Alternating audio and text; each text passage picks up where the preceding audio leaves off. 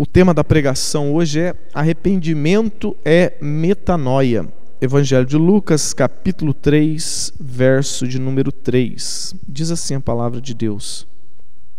E ele percorreu toda a região do Jordão, aqui é João Batista, pregando o batismo de arrependimento para perdão de pecados, como está escrito no livro das palavras do profeta Isaías.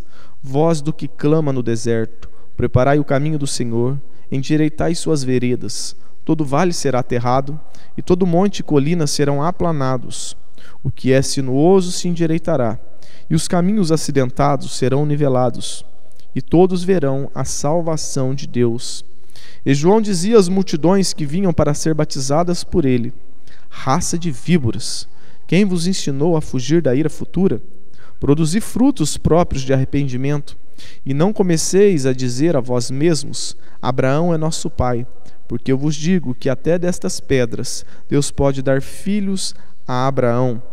E o machado já está posto à raiz das árvores. Aquela que não produzir bom fruto será cortada e lançada no fogo, ou jogada no fogo.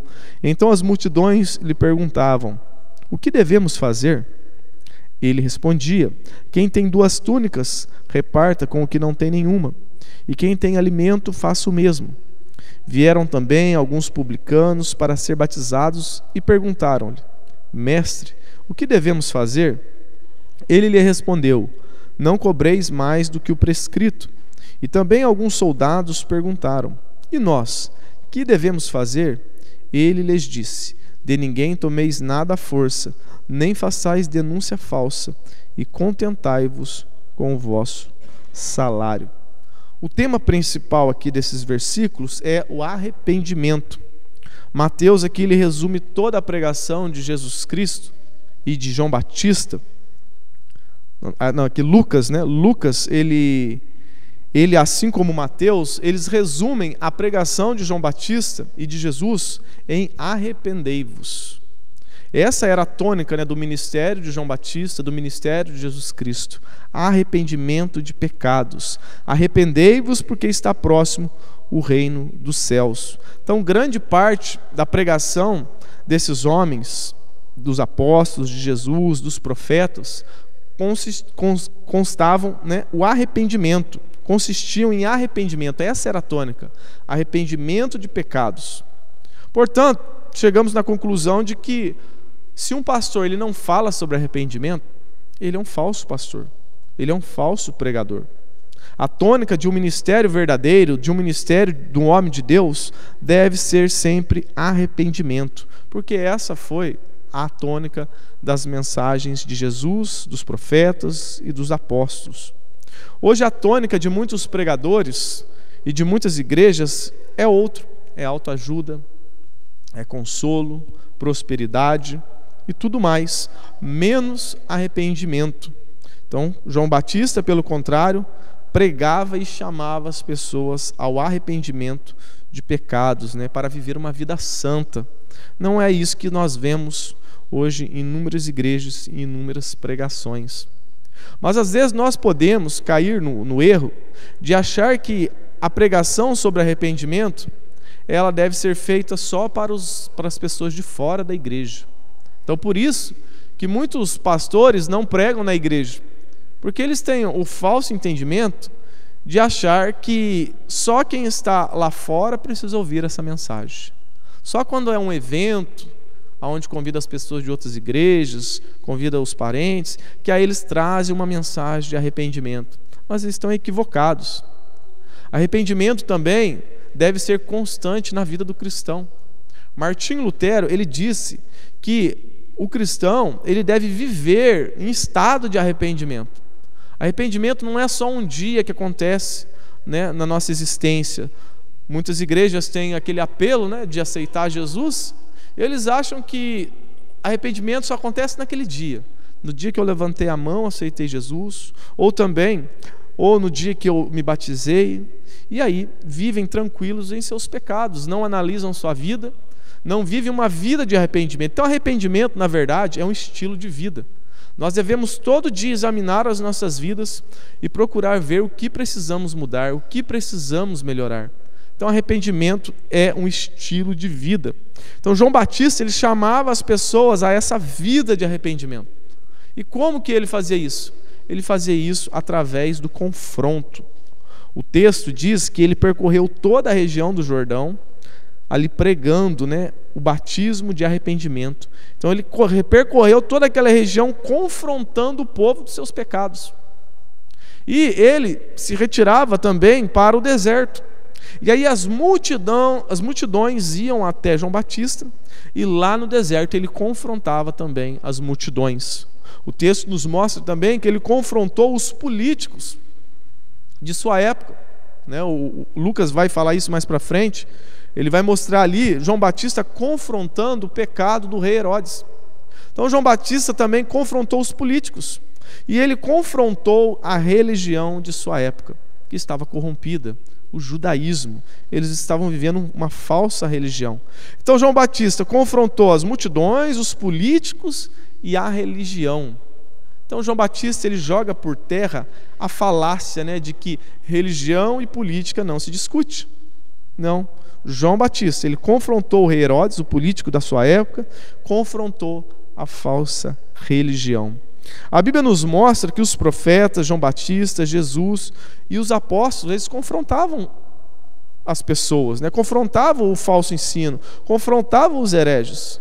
E nós também fomos chamados a essa missão de defender a verdade, pregando o verdadeiro evangelho e confrontando os falsos.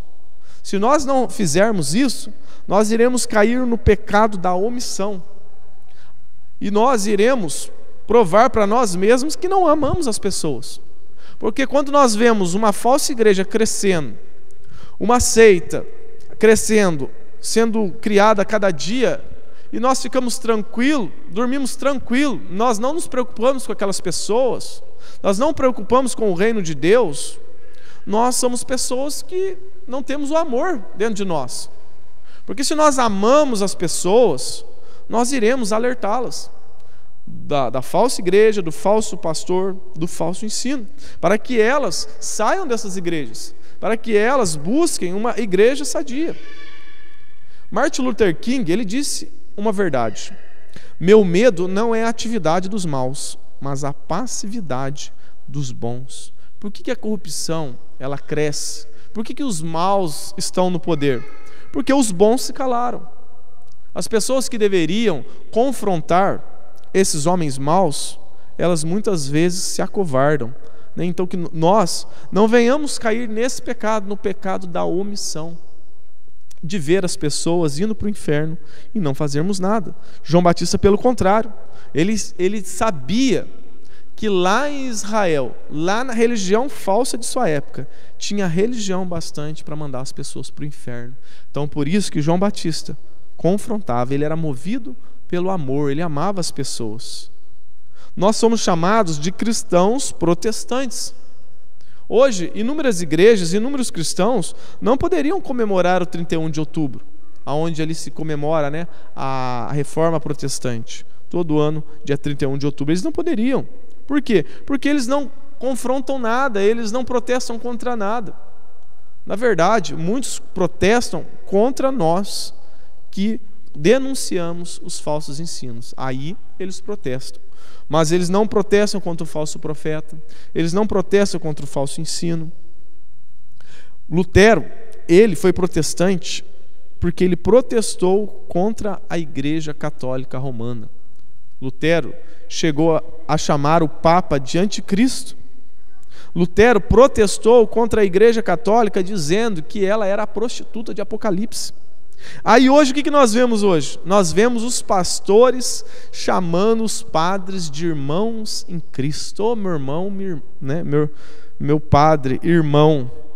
Hoje também tem um discurso entre os pastores e até entre os pastores reformados que diz: devemos construir pontes para nos ligarmos às pessoas. O problema é que muitas vezes essas pontes, elas são feitas para nos ligarmos aos hereges, para nos termos comunhão com as seitas, com os ateus, com os inimigos de Cristo.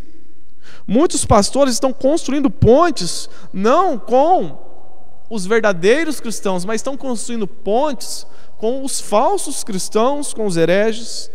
E aí o que eles fazem? Como que eles constroem essa ponte? Suavizando o evangelho. Suavizam o evangelho, muitas vezes, para ter a agenda lotada. Um pastor vai a uma igreja, ele é convidado, ao invés de ele pregar uma mensagem de confronto, de arrependimento de pecados, ele prega uma mensagem de consolo. Ele prega uma mensagem gostosa de ser ouvida. Por quê? Porque muitas vezes a motivação do seu coração é maligna. Ele quer voltar a pregar lá novamente. Por quê? Porque ele vai ter oferta. Aí cada hora ele está numa igreja pregando, as portas se abrem. E aí ele lucra com a pregação do evangelho. Outros suavizam o evangelho para terem mais seguidores na internet. Porque hoje a internet é a vitrine. Então, quanto mais seguidores você tiver lá, você será mais visto. Você vai ter a chance de criar uma clientela maior para vender lá livro, vender curso, vender um monte de coisa. Porque hoje tudo é vendido. E hoje muitos suavizam o evangelho para aumentar a sua clientela. E, infelizmente, muitos pastores caíram nesse erro, né? Lutero, ele deve estar se contorcendo no caixão. Porque Lutero foi perseguido. Muitas pessoas queriam a sua cabeça, queriam queimá-lo vivo. Mas ele foi firme. Ele conseguiu, né, fugir dessas afrontas para que o evangelho de Deus crescesse, para que as pessoas conhecessem a verdade através da palavra de Deus.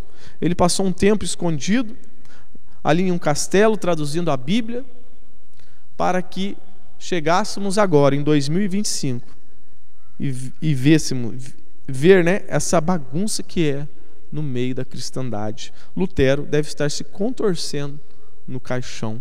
Confrontar o erro hoje é visto como falta de amor.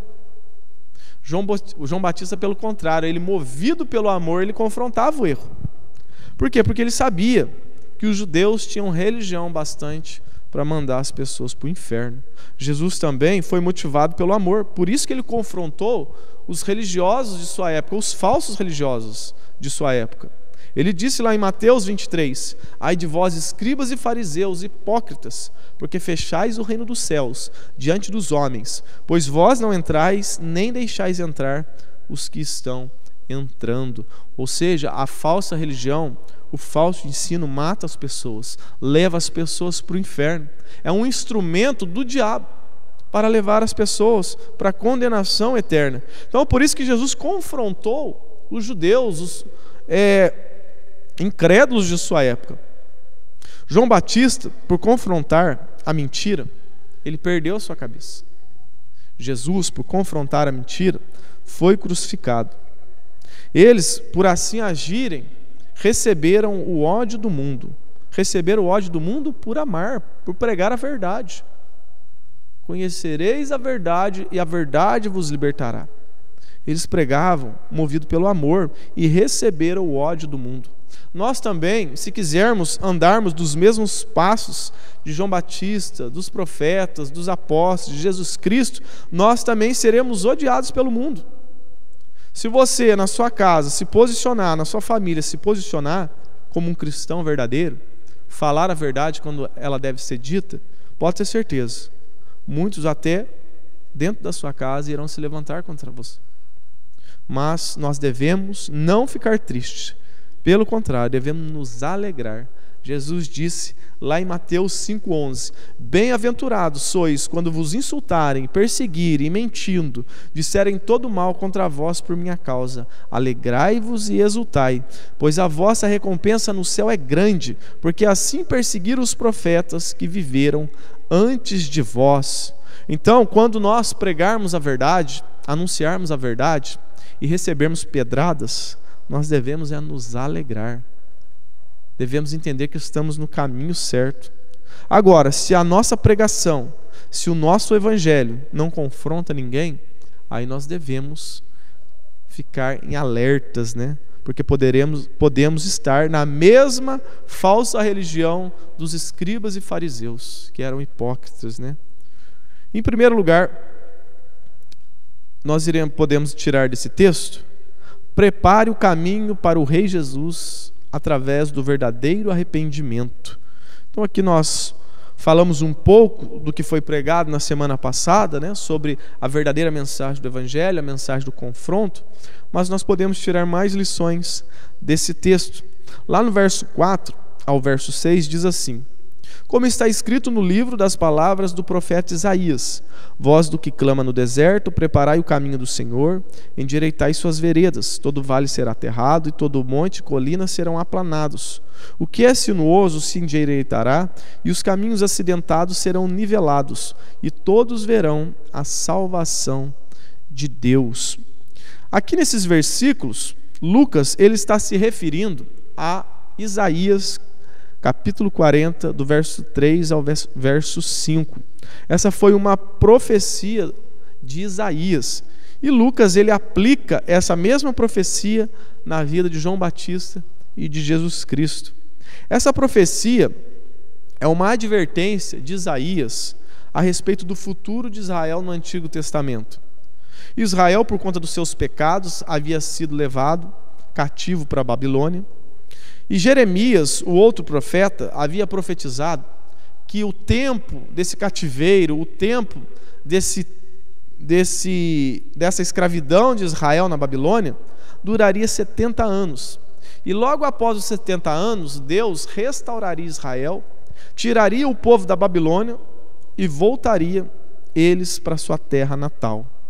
Aí Isaías, em relação ao futuro de Israel, também profetizou que o caminho que eles iriam fazer para voltar para casa seria através do deserto da Síria. E ele usou essas palavras, né? Preparem o caminho. Preparem o caminho tortuoso, tapem os buracos, retirem os obstáculos. Para quê? Para que o Rei dos Reis possa passar e vos levar de volta para casa. Então essa era a profecia.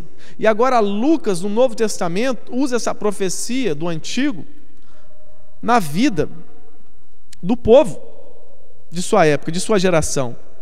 Só que ali, a entrada do Rei Jesus agora não é em Jerusalém. O resgate não é da Babilônia. A entrada agora do Rei Jesus é no nosso coração tortuoso. Jesus vai nos levar não de volta para Jerusalém, mas Jesus ele vai nos levar de volta à casa do Pai. Então ele é o caminho da restauração, da volta para a casa do Pai. Não foi isso que ele disse? Eis que vou para o Pai, mas lá vou preparar morada, e eu vou voltar para buscar vocês. Lucas está dizendo aqui então que assim como Israel, que estava vivendo escravo na Babilônia, assim todo ser humano nasce e vive como escravo. O ser humano ele nasce escravo do pecado, escravo do mundo, escravo do diabo. E a saída dessa condição de escravidão se dá através da obra de Cristo na cruz do Calvário. É Cristo que nos resgata dessa escravidão. Depende exclusivamente de Jesus Cristo. Só podemos deixar de ser escravos do pecado através da obra de Cristo Jesus. Não é através das nossas boas obras, não é através do nosso dinheiro ou de qualquer outra coisa. Só podemos sair dessa condição de escravos do pecado se nós confiarmos em Cristo Jesus. Mas para isso acontecer, é necessário nós fazermos o que o texto está dizendo: remover os obstáculos para que Jesus venha passar. Retirar os pecados que estão atrapalhando Jesus de passar em nosso coração. E como se dá isso? Como isso é removido? Isso é removido através do verdadeiro arrependimento. Arrependimento genuíno é reconhecer que eu e você estamos dispostos a lutar contra o pecado, mesmo sabendo que não temos força. Isso é arrependimento. Arrependimento é crer que Jesus pode nos dar força para vencer esse pecado. Nós, por nós mesmos, não podemos, mas nós temos essa disposição de querer vencer o pecado. E quando nós nos dispomos a vencer o pecado, a viver uma vida de arrependimento, aí Cristo, Ele vai nos capacitar a vencer o pecado. Arrependimento genuíno é reconhecer que somos raça de víboras, porque é assim que João chama aqueles homens, a multidão e todo o povo: vocês são raça de víboras. Essas víboras eram pequenas e muitas vezes confundidas com galhos secos. Elas eram venenosas e traiçoeiras, e elas enganavam muitas pessoas se disfarçando de um pedaço de pau.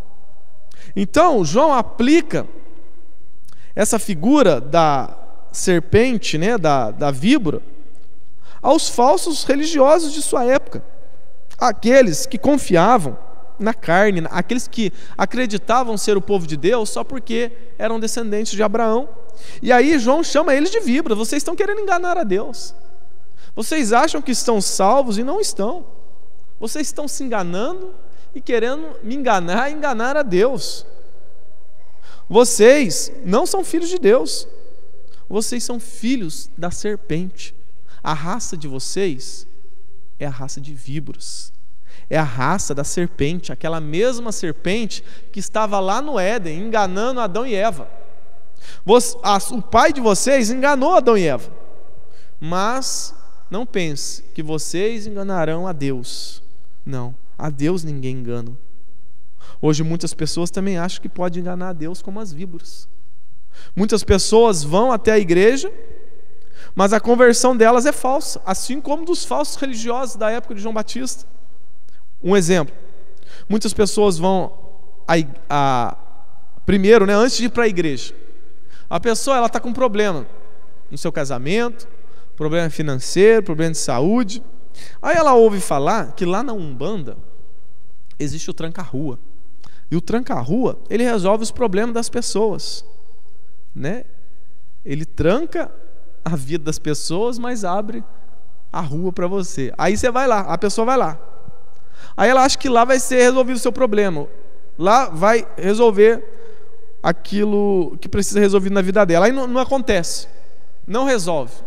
Aí essa pessoa ouve falar que o Deus dos evangélicos é poderoso, que tem um Jesus lá que cura, que liberta, que salva, que é mais poderoso que o tranca-rua.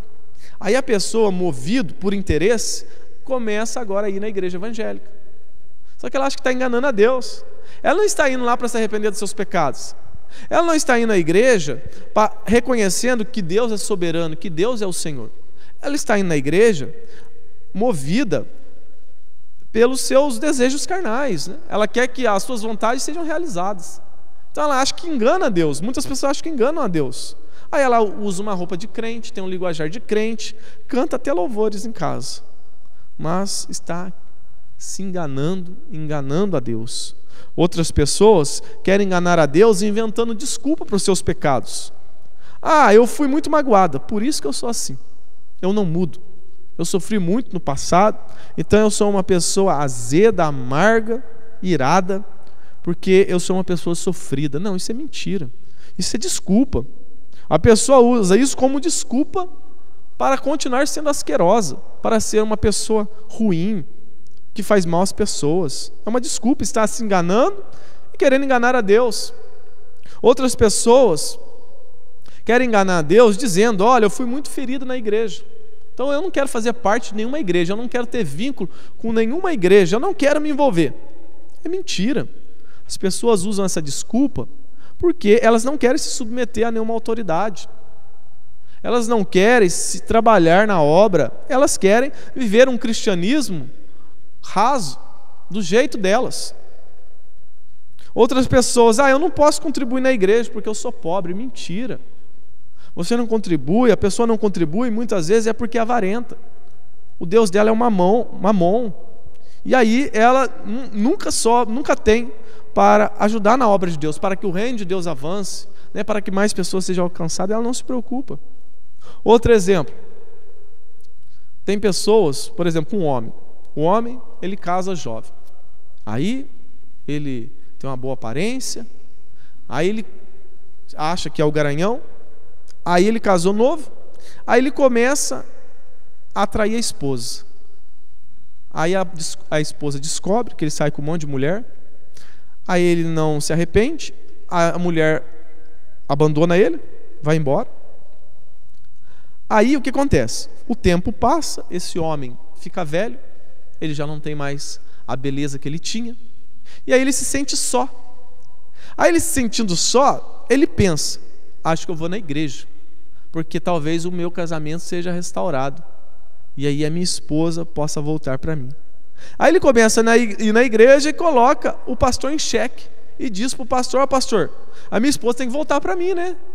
Porque a Bíblia não diz que até que a morte o separe. Mas ele está indo na igreja porque ele está se sentindo só. Ele quer que os seus desejos sejam realizados, ele quer que a esposa volte para ele. Ele não está nem um pouco preocupado em servir a Deus, em viver para Deus. Então ele acha que engana a Deus. Muitas pessoas têm essa motivação. A conversão verdadeira é diferente. A conversão verdadeira é quando eu e você deixamos de seguir os nossos desejos, as nossas vontades, as nossas prioridades, para seguir a vontade de Deus, o desejo de Deus, as prioridades de Deus. Por isso que Jesus disse: você quer ser meu discípulo? Tome a sua cruz, negue as suas vontades, siga-me. Então a verdadeira conversão passa por isso, em negar as nossas vontades, colocar a vontade de Deus em primeiro lugar. Lá no verso 9, João Batista, ele diz, né? E o machado está posto à raiz das árvores. Aquela que não produzir bom fruto será cortada e jogada no fogo. Essa profecia aqui de João Batista se refere primariamente à nação de Israel, que rejeitou o Messias. Com a rejeição do Messias, eles mataram o Messias. Jesus havia profetizado lá em Mateus 23 que do templo não sobraria pedra sobre pedra. Essa profecia de Jesus se cumpriu no ano 70. Jesus veio em juízo para ali punir os pecados do povo de Israel. Então no ano 70 o templo de Israel foi destruído. Foi destruído por quê? Porque o judaísmo estava vivendo uma falsa conversão, uma falsa religião. Aí essa profecia também, João Batista, né, ele profetiza também essa destruição, mas essa profecia também se refere a toda a falsa conversão. No dia do juízo final, quando Jesus voltar, toda árvore que não produziu fruto será enviada para o inferno. É isso que ele diz, né? Jesus está com o machado na mão, está ali mirando na raiz da árvore e esperando o fruto. E se aquela árvore não der fruto, ele vai cortar e jogar no fogo, né? Que faz referência ao inferno. Então, é isso que João está querendo dizer. Por isso que nós precisamos sempre avaliar a nossa vida, avaliar o nosso coração, tirar tudo aquilo que atrapalha Jesus de passar no nosso coração, né? Devemos sempre tirar os obstáculos, todo o lixo que reside nele. Então esse é um dos princípios que nós podemos tirar desse texto, né? Preparar o nosso coração para Jesus. Ali João Batista estava aplicando a sua geração. O Messias estava vindo, o Cordeiro de Deus que tira o pecado do mundo estava chegando, a sua primeira vinda. Nós devemos nos preocupar com a segunda vinda, né? Jesus vai vir. Não sabemos se ele vai vir daqui a 100 anos, amanhã, né? Eu acredito que não vai ser amanhã, mas pela escatologia que eu creio. Mas se eu morrer hoje, eu vou me encontrar com Cristo. Como que está a minha vida? Será que eu estou na verdadeira conversão? Ou estou na falsa conversão, né? Precisamos avaliar isso na nossa vida. Em segundo lugar, cuidado com a falsa confiança, porque essa era a falsa confiança da maioria dos judeus. Aí João, confrontando essa falsa confiança, ele diz no verso 8: produzir frutos próprios de arrependimento, e não comeceis a dizer a vós mesmos: Abraão é o nosso pai, porque eu vos digo que até destas pedras Deus pode dar filhos a Abraão. Os judeus, então, eles tinham essa falsa confiança. Por se acharem o povo de Deus, por se acharem descendentes de Abraão, por correr em suas veias o DNA de Abraão, né, o sangue de Abraão, eles tinham uma falsa confiança.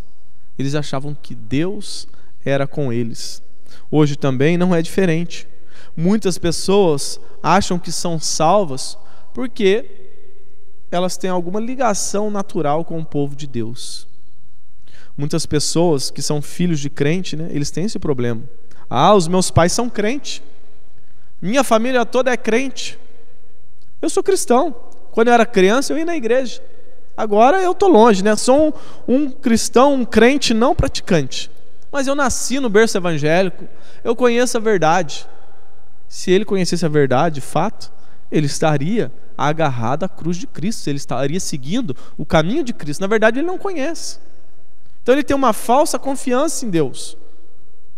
Se a pessoa não nascer de novo, ela não é de Deus. Ela pode ser batizada na igreja, pode ter sido nascido na igreja, ter tomado ceia na igreja, e mesmo assim está perdida. Judas ceava com Jesus, estava perdido. Outros dizem também, né? Ah, Deus conhece o meu coração, eu sou uma pessoa boa. Verdade, Deus conhece o nosso coração. E Ele diz que o nosso coração é corrupto e desesperadamente enganoso. Ele conhece. O problema é que eu e você muitas vezes não conhecemos. Ou as pessoas não conhecem. Elas acham que o coração delas é bom. Mas a Bíblia diz o contrário. A Bíblia diz que o coração do homem é corrupto e desesperadamente enganoso. Então é uma falsa confiança. É uma falsa conversão. No verso 3, ali diz que João Batista ele percorreu toda a região do Jordão, pregando o batismo de arrependimento para perdão de pecados. O que isso aqui nos mostra? Nos mostra que João Batista, praticamente, ele não pregou para os gentios. Ele pregou para o povo que se dizia ser povo de Deus, o povo escolhido. Ele pregou para os crentes da sua época. Hoje, infelizmente, também precisamos pregar para os crentes da nossa geração. Somos o país dos falsos crentes.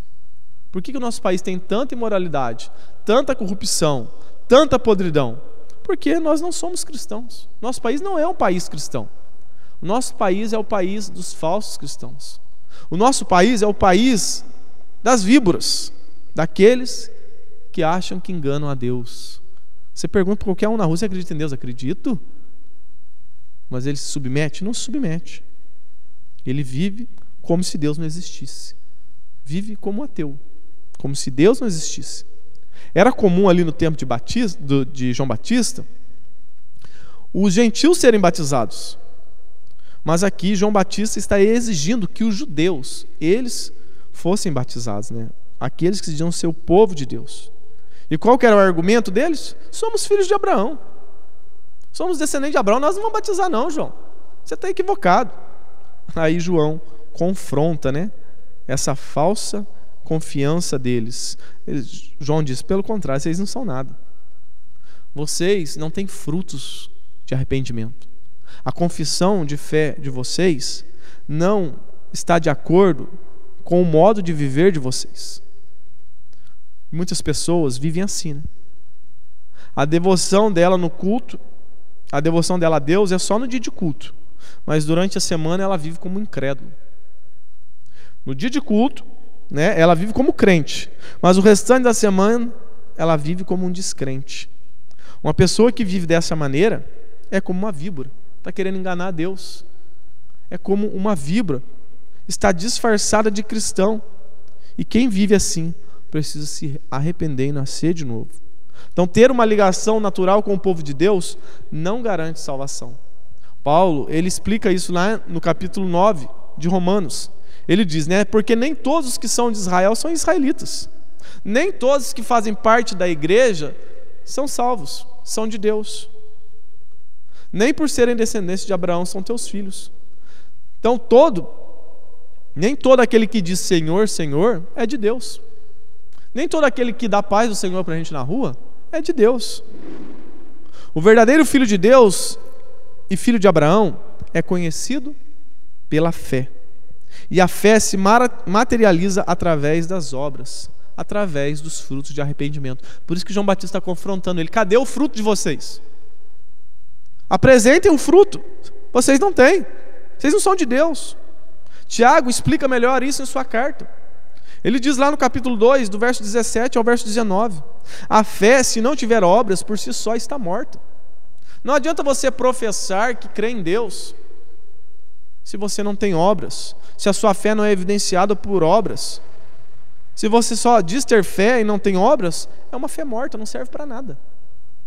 No verso 18 ele continua, Tiago, argumentando: mas alguém dirá, tu tens fé e eu tenho obras, mostra-me essa tua fé sem as obras, e eu com as obras te mostrarei a minha fé. No verso 19 ele conclui: você crê que existe um só Deus? Muito bem, fazes bem. Até os demônios creem e tremem. Ou seja, o demônio tem uma boa teologia, mas ele não tem obras. Então hoje muitos que se dizem crentes, filhos de Deus, que se dizem filhos de Deus, a fé deles é igual a do demônio. Eles professam crer em Deus, mas eles vivem como demônio, sem obras. Então não basta apenas termos uma confissão de fé, termos uma boa teologia, conhecer a fé reformada, conhecer os 5 solas, conhecer sobre calvinismo, conhecer sobre doutrina, se nós não aplicarmos esses ensinamentos na nossa vida. Se nós não obedecermos à palavra de Deus, é uma fé morta. Na verdade não vai servir para nada. Sabe aonde que vai servir? A boa teologia, o bom conhecimento, os versículos que as pessoas decoram, sabe quando que vai servir? Lá no inferno. Muitas pessoas vão se tornar pastores no inferno, porque eles explicarão para as pessoas do porquê que elas foram para lá. Eles terão uma boa teologia para explicar. No inferno vai ter muito pastor para explicar com clareza o porquê que eles foram parar lá. Vai explicar para as outras pessoas. Agora, como foi a conversão de Zaqueu? A conversão de Zaqueu nos mostra como é uma fé verdadeira, né? Como é uma fé verdadeira? Deus, Ele enxerga a nossa fé. Nós, seres humanos, não conseguimos enxergar a fé. Eu não consigo enxergar a fé dos irmãos, os irmãos também não conseguem enxergar a minha fé. Por quê? Porque a fé é algo imaterial. Deus, Jesus, quando viu Zaqueu na árvore, Jesus, ele viu a fé de Zaqueu. Os seres humanos, as pessoas que estavam ao redor de Jesus não viram. Como que as pessoas conseguiram enxergar a fé de Zaqueu? Quando Jesus estava lá na casa de Zaqueu, né? Porque Jesus disse: ó, Zaqueu, desce depressa, porque hoje eu vou na tua casa, vou lá jantar lá. Aí ele foi. Chegou lá, Jesus começou a pregar, e aí diante da pregação de Jesus, Zaqueu, ele se levanta a voz e diz, né: Senhor, se eu roubei alguém, eu quero restituir 4 vezes mais. Eu quero dar a metade dos meus bens aos pobres. Ali foi evidenciada a fé de Zaqueu. Aí Jesus, vendo a atitude, o fruto do arrependimento na vida de Zaqueu, Jesus diz: hoje houve salvação nesta casa, pois esse também é filho de Abraão. O filho de Abraão é conhecido pela fé. Ele tem a fé verdadeira e a fé dele está sendo evidenciada hoje para os homens. Os homens puderam ver a fé de Zaqueu através das obras. Assim acontece conosco. As pessoas irão ver se nós somos de fato de Deus através das nossas obras. Por isso, precisamos sempre avaliar a nossa fé. Eu tenho produzido obras, frutos de arrependimento a Deus? Se não, devemos nos arrepender. Devemos clamar por misericórdia. Em terceiro lugar, a mensagem certa precisa de um mensageiro certo. João, ele vivia de uma forma totalmente contrária aos padrões do mundo. Lá em Marcos, no capítulo 1, no verso 6, diz que João, ele usava roupas de pelos de camelo. Ele tinha um cinto também de couro. Ele comia gafanhotos e mel silvestre. E também vivia no deserto. Então João, ele vivia de uma forma totalmente contrária aos padrões do mundo. Por quê? Porque o mundo, ele diz que você tem que usar a roupa mais cara. O mundo diz que você tem que comer as melhores comidas, ir nos melhores restaurantes. O mundo diz que você tem que morar e viajar para os locais mais bonitos que existem. Porém, João Batista viveu totalmente, sua vida foi totalmente contrária a esses interesses. João Batista foi na contramão dos interesses do mundo. Ele dedicou toda a sua vida aos interesses de Deus. Por isso que Jesus disse que entre os nascidos de mulher não existia ninguém maior do que João Batista. Por quê? Porque João Batista foi o mensageiro certo. Jesus confirmou que ele era o Elias que havia de vir antes da vinda do Messias. Lá em Malaquias havia essa profecia, que antes do Messias aparecer, viria Elias, né, preparando o caminho. E aí, Jesus ele confirma isso, dizendo que João Batista era o Elias. Ele veio no poder de Elias. E a vestimenta de João também era um sinal, né, intencional, para mostrar para as pessoas que aquela profecia estava se cumprindo. Por quê? Porque a vestimenta de João Batista era parecida com a vestimenta do profeta Elias.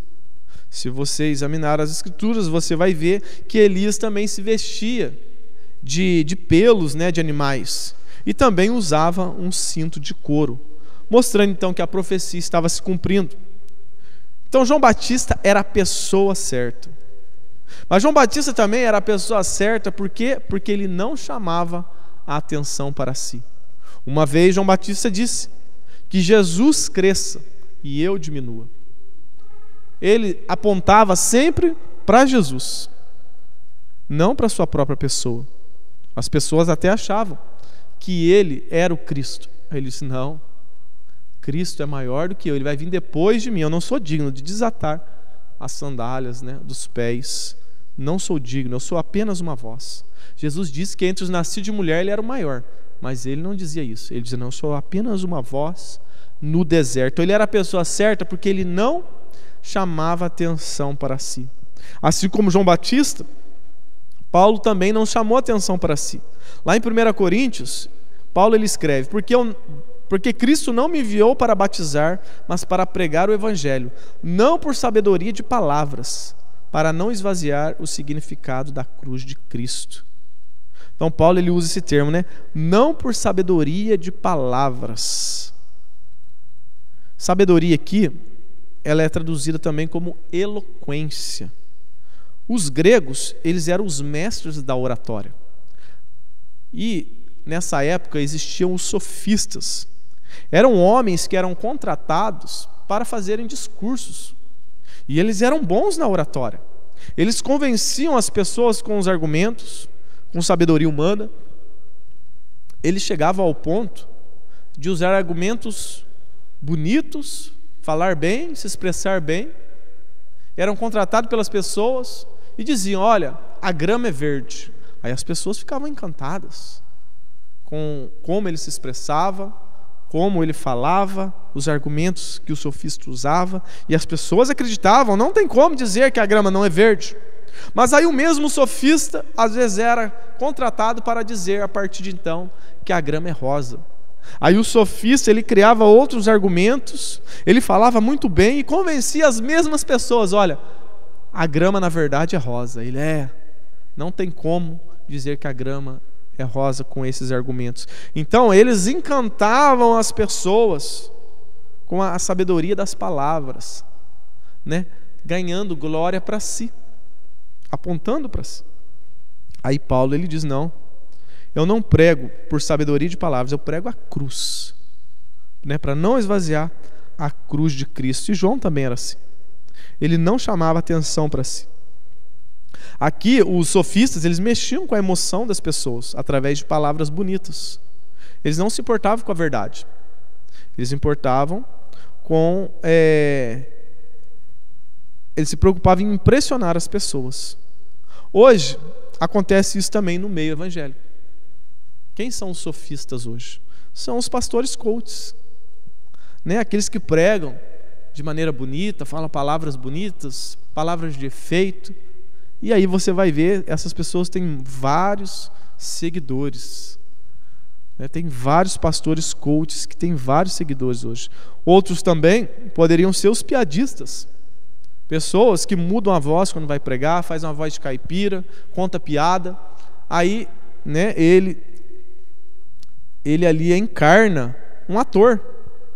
E aí ele também tem muitos seguidores. As pessoas ficam encantadas com as piadas, com os argumentos. Existem também outros que são atores, que engrossam a voz quando vai pregar, camarada fala com você normal, quando não está pregando. Aí quando ele pega o microfone, ele muda a voz, né? Para dizer que tem mais poder, faz uma voz de trovão. Então ele encarna um personagem. E hoje até mulheres, né? Encarna esse personagem de voz grossa. Aí você vê a mulher lá pregando igual homem, né?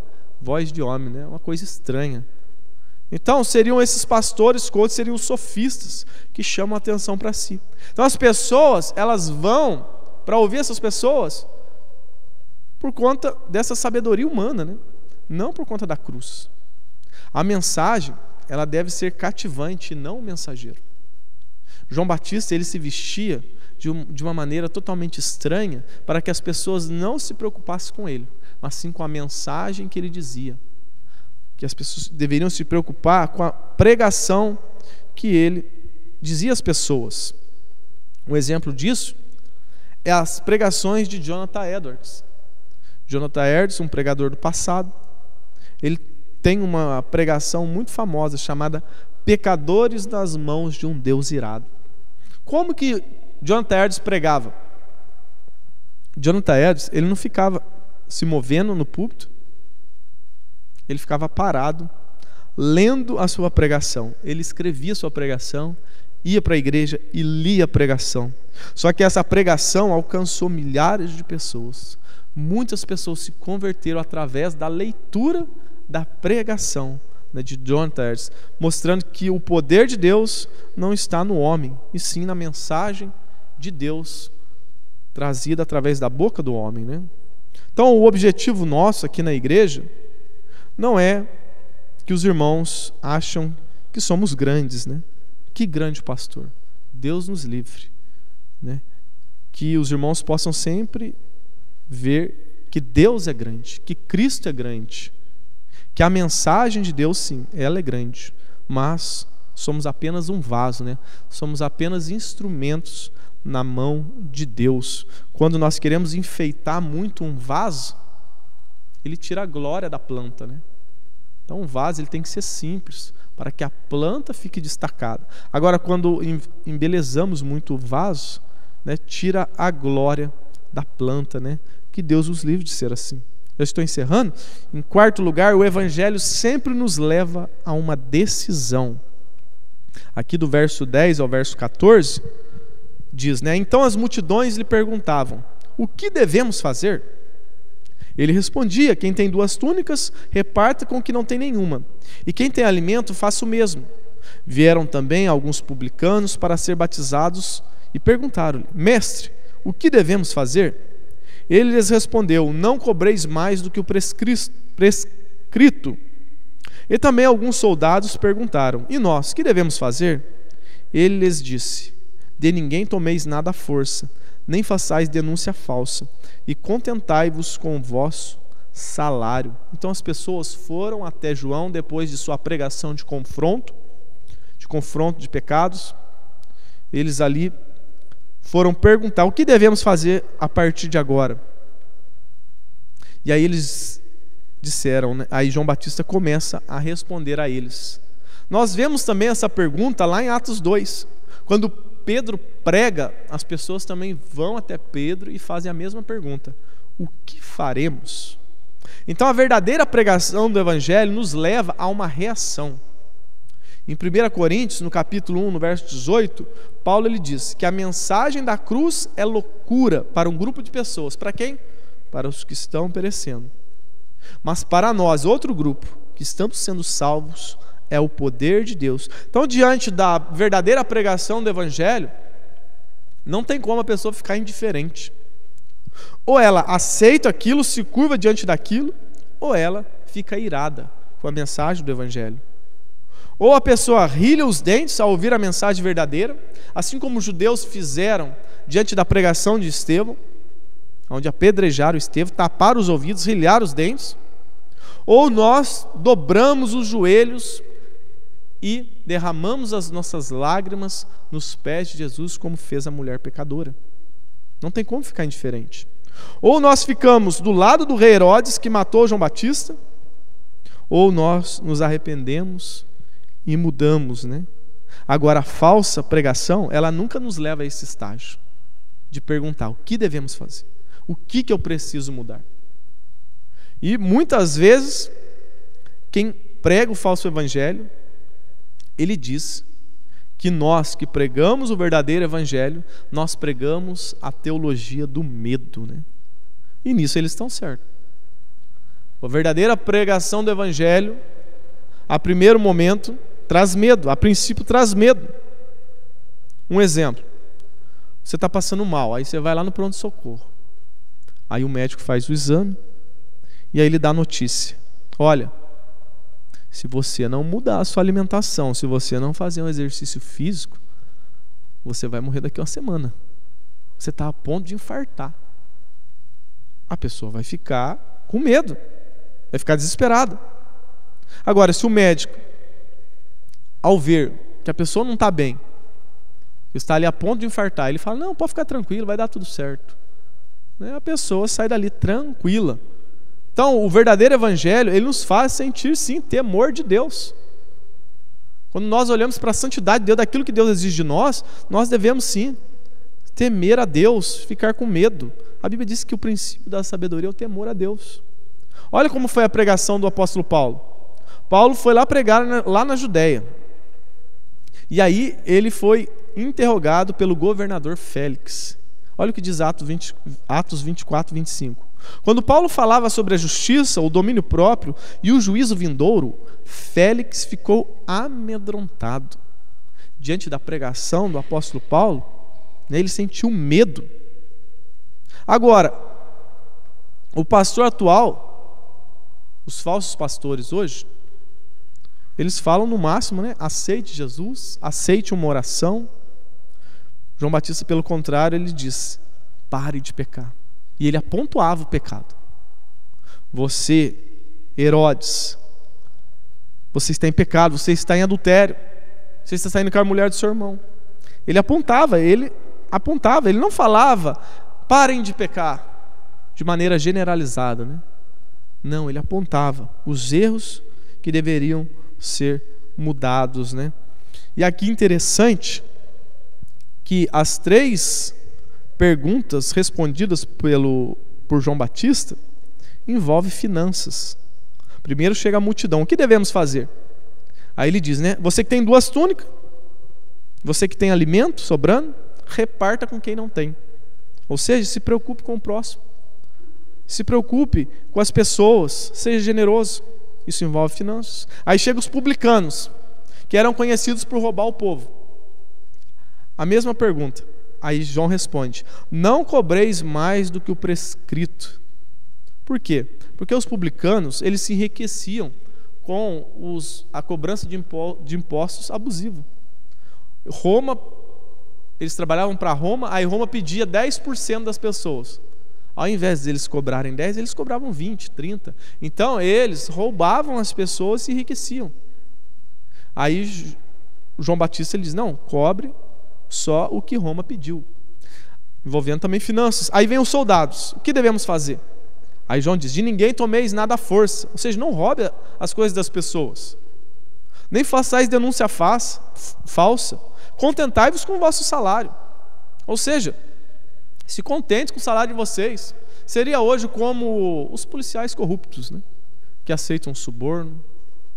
Ele prende o traficante, aí o traficante diz para ele: vou te dar aí 100 mil reais. Aí ele aceita, ele se corrompe. Ou muitos policiais rodoviários, né? Ele para você porque ele está querendo um cafezinho, ele está querendo um dinheiro a mais. E aí então João está dizendo praticamente isso para esses soldados: se contentem com o salário de vocês, sejam honestos, envolvendo finanças também. Então a conversão verdadeira, ela deve gerar uma resposta rápida e imediata. Aqui João não diz: vão parando de roubar aos pouquinhos. Não, ele diz: parem agora. Qual que é o nosso pecado? É a mágoa, que nós possamos perdoar agora, hoje. É a pornografia? Devemos parar agora. É a embriaguez? Devemos parar agora. É mamon, o amor ao dinheiro? Paremos de ser pão duro, sejamos generosos. É a roupa curta? Se assim usamos, né? Devemos queimar hoje, não doar para as pessoas, né? A pessoa às vezes ela vem para a igreja, aí ela quer mudar as roupas. Ela tem um monte de roupa lá, que ela entende que é errado, mas aí, ao invés dela queimar, jogar fora, não, ela vai dar a doa lá no bazar, né? Se não serve para você, né? Se não serve para a pessoa, não vai servir para ninguém. Em quinto lugar, para encerrarmos, exemplos de conversão genuína. Então, o tema da pregação é, né? Arrependimento é metanoia. Então nós iremos ver aqui, para encerrar, alguns exemplos que fica claro para nós o que é de fato uma verdadeira conversão. Olha o exemplo dos moradores da cidade de Éfeso. O evangelho chegou até eles, e eles, diante da pregação do evangelho, começaram a se converter. E olha o que eles fizeram. E muitos dos que haviam crido vinham confessando e admitindo em público as suas práticas. Nós teríamos essa coragem de chegar, né, diante de todo mundo e confessar os nossos pecados? Eles estavam fazendo isso, chegaram a esse ponto de confessar as pessoas, não só a Deus. Também muitos dos que praticavam artes mágicas ajuntaram os seus livros e os queimaram na presença de todos. Então eles abandonaram as suas feitiçarias, estavam ali queimando, né? Tiveram uma atitude diante do confronto dos seus pecados. Judas, ele, ao invés de se arrepender verdadeiramente, se voltar para Deus, Judas, ele na verdade sentiu um remorso quando ele viu a burrada que ele fez, né? Quando ele viu que ele entregou o Messias, ele foi lá, jogou, né, as moedas aos escribas e fariseus ali, aos sumos sacerdotes, querendo demonstrar arrependimento, mas ele, ao invés de ir em direção a Cristo, ele fugiu de Cristo. Então nós entendemos que Judas, ele não se arrependeu verdadeiramente. Ele na verdade sentiu remorso. E a palavra no original para descrever esse sentimento de Judas é usada a palavra metamelomai. No original está metamelonai, que tem o significado de sentimento de pesar, remorso ou tristeza. Em algumas ocasiões também é usada como arrependimento. Por isso que em algumas traduções está lá dizendo que Judas se arrependeu. Em outras traduções está dizendo que Judas sentiu remorso. Mas eu entendo que a palavra melhor para dizer o sentimento de Judas seria remorso, né? Por quê? Porque essa palavra no original é diferente da palavra usada por Lucas aqui ao tratar de arrependimento. Quando Lucas escreve sobre o arrependimento das pessoas, né, que João Batista estava pregando, ele usa a palavra metanoia, né, que é diferente. A palavra metanoia, né, significa conversão, mudança de mente, mudança de pensamento ou mudança de direção. Um exemplo, Zaqueu. Zaqueu, ele era publicano, ele não era só publicano, ele era o chefe dos publicanos. Zaqueu era rico. Zaqueu roubava as pessoas. Então Zaqueu, ele estava andando, caminhando em uma direção. Ele estava trilhando o caminho do pecado. Mas aí quando ele encontrou Jesus, quando ele teve um encontro com Jesus, ele teve arrependimento, metanoia. Ele fez um giro de 180 graus. Agora, ao invés de ir em direção ao pecado, ele foi para outra direção. Ele não só parou. Arrependimento não é só parar de fazer o errado, é fazer o correto. Aí o que ele fez? Ele não só parou de roubar, ele passou agora a doar. Porque lá, quando Jesus estava lá na casa dele, ele disse: a partir de hoje eu quero restituir 4 vezes mais o que eu roubei, e eu quero dar a metade dos meus bens aos pobres. Ou então ele não só parou de roubar, mas ele passou a doar. Esse é o verdadeiro arrependimento. Esses são os frutos de arrependimento. Não é só parar de fazer o errado, é fazer o certo. A mesma coisa o apóstolo Paulo. Paulo, ele lutava contra o crescimento da igreja. Ele estava perseguindo os cristãos, perseguindo a igreja. Ele estava sendo ali, né, um empecilho para o crescimento da igreja, até que ele encontra com Jesus no caminho de Damasco. E aí ele muda de direção. Ele estava indo em um caminho, aí ele tem um encontro com Jesus, agora ele está indo para outro caminho. Agora, ao invés dele ser um empecilho ao crescimento do Evangelho, ele se torna um instrumento poderoso nas mãos de Deus para o crescimento do Evangelho, se tornando um dos maiores missionários de todos os tempos, um dos maiores plantadores de igreja. Então, ele não só parou de perseguir a igreja, ele passou agora a trabalhar para a igreja. A mesma coisa acontece no arrependimento do carcereiro da cidade de Filipos. Os carcereiros, né, os soldados romanos, eles eram treinados para matar, treinados para ferir as pessoas, machucar as pessoas. Eles eram homens fortes, homens, né, de vigor. Eles eram criados mais ou menos como algumas pessoas criam os filhos, né? Por exemplo, o filho é moleque. Aí lá na escola, ele briga lá. Aí chega em casa, chorando, e fala pro pai que bateram nele lá, que ele brigou lá. Aí o pai pergunta, né? E você, bateu também? Aí o moleque, não, eu só apanhei. Ah, então agora você vai apanhar de novo, porque era para você também ter se defendido, né? Então os romanos, eles eram criados assim, para serem homens fortes, para machucar as pessoas. E aí tá lá Paulo e Silas na prisão, louvando a Deus. Há um grande terremoto, as cadeias se abrem. Aí o carcereiro, com medo da morte, porque ele pensou, os presos vão fugir, eu vou morrer. E aí estava pensando em tirar a vida. Aí Paulo, não, para. Crê no Senhor Jesus e será salvo tu e a tua casa. Aí o que aconteceu? Esse carcereiro teve um encontro com o Evangelho, um encontro com Jesus Cristo, e a partir de então, ele leva Paulo para sua casa. Esse homem que foi treinado para machucar as pessoas, agora ele está lá, cuidando das feridas de Paulo e Silas, cuidando dos ferimentos. Ele que feriu, agora estava curando. Então o verdadeiro evangelho é assim. As pessoas às vezes machucam as pessoas, tiveram uma vida que machucou as pessoas, mas agora elas são pessoas que curam as feridas das pessoas. Talvez é a pessoa, é o jovem, que às vezes só dava desgosto para os pais, mas agora ele se converte, agora ele vai para uma outra direção, agora ele é uma bênção para a vida dos pais, ele honra os pais. Assim acontece na vida de um homem que é casado. Às vezes ele se embriagava, ele maltratava a esposa, mas quando ele tem um encontro com Jesus, ele agora passa a amar verdadeiramente a esposa, ele passa a honrar a esposa. Assim a mesma coisa a esposa com o marido. Assim acontece com pessoas que trabalhavam para o diabo, e aí quando elas encontram com Jesus, agora elas passam a trabalhar para Jesus Cristo. Esse é o verdadeiro arrependimento. Então, verdadeiro arrependimento não é quando a pessoa chora. Verdadeiro arrependimento é quando a pessoa muda, é quando mudamos. Muitas vezes o arrependimento pode ser acompanhado do choro, mas não pode ser só apenas o choro. Tem que ter mudança, né?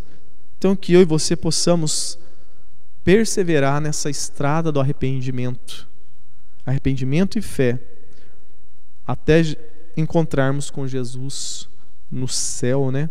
Que não venhamos olhar para trás, que não venhamos voltar para o nosso vômito, mas que possamos sempre olhar para frente, para Jesus Cristo, autor e consumador da nossa fé. Vamos colocar de pé, vamos orar a Deus, né? Que nós possamos aplicar essa palavra na nossa vida, sempre examinar a nossa vida, que a nossa vida venha a ser uma vida de arrependimento, que venha a ser um estilo de vida, né?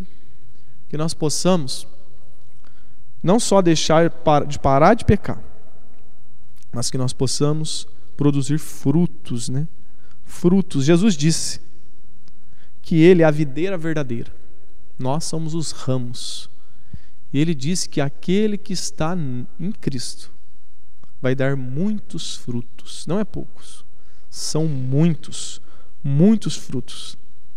Talvez alguém que vai ouvir essa mensagem através da internet possa não ter nenhum fruto, né, em sua vida, mas que você possa se arrepender hoje, que você possa examinar a sua vida, né, e pedir perdão dos seus pecados, e você vai receber Cristo, você vai ser plantado na videira verdadeira.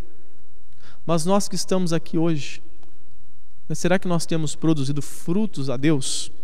Jesus disse que os discípulos deles vão produzir muitos frutos.